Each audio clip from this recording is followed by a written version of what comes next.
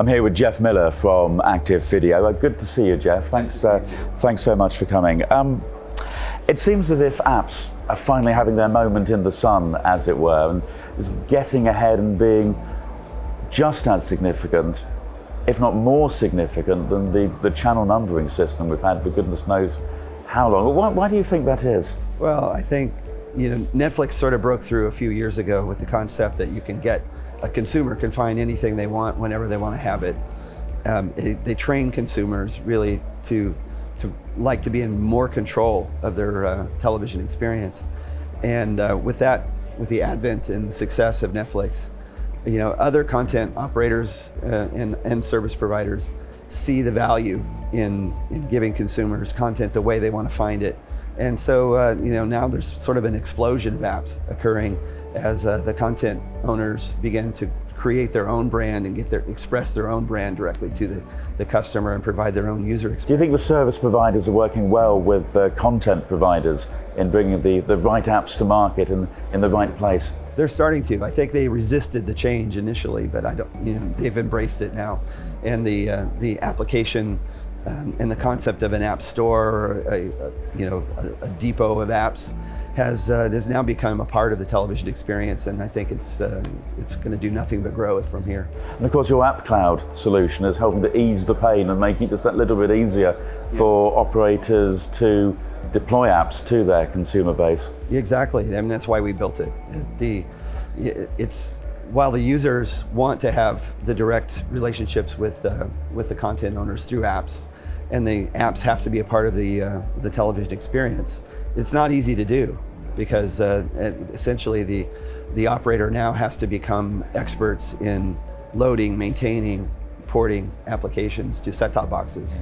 So how does, say, your solution work compared to other methods that the operator might use? The AppCloud is a virtualized Android platform, sits in the cloud, and the apps then run in the cloud instead of in the home. It makes it much easier for the operator to incorporate apps in the user experience, because they don't have to port them, maintain them, update them in the set-top box in the home. They can be loaded and maintained and run in the cloud instead. It's important as well to take the pressure off the box, if you like, as well. Let the cloud do all the heavy lifting. Exactly. The cloud has essentially unlimited resources, memory, processor power. It's elastic. It can grow as the number of apps increases, where the box in the home is fixed. It has a fixed processor, fixed amount of memory. So how then does your method work, say, compared to Android TV or RDK? So Android TV and RDK are very good platforms, but again, they require the operator to manage an app system in the box. They're still boxes. They still have limitations of boxes. We happen to really like the Android operating system. Most of the applications today are written to run natively in Android. So it's a great platform. It works better in the cloud because of the unlimited resources and the ease of maintaining and managing the system. And we know that operators like to keep their boxes in the field for as long as possible. So can this also be used on legacy boxes? It can. Well, so first of all, we like to think that a box becomes legacy the day after it's shipped, right? Because again, it's fixed. It's like driving your car off the forecourt, isn't it, almost? Exactly. It's a moment in time that's fixed. So legacy boxes are important. Every box today deployed is a legacy box. So we have the way to reach back several years and provide a new and fresh application ecosystem, even on devices which have been out in the field for a number of years. And for content providers, does this help them out too? It does. Think of it this way. If you're a content provider, what you really want to do is express your brand the way you want to express your brand consistently across the entire world. If your application depends on the power and the capabilities of a box in the home, those are all different.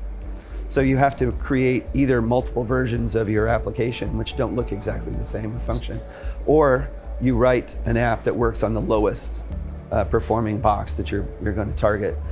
Running in the cloud takes that problem away, because all boxes then are equal. So it sounds like if you're a global provider, a Netflix, a Disney, or actually maybe one of the many sporting bodies which seem to be introducing apps with their content in it, you can offer that same experience across the globe. correct. That's what the AppCloud does. That's great. Any type of app. Yeah. Jeff, thank you very much for your time, and there's more videos at broadbandtvnews.com.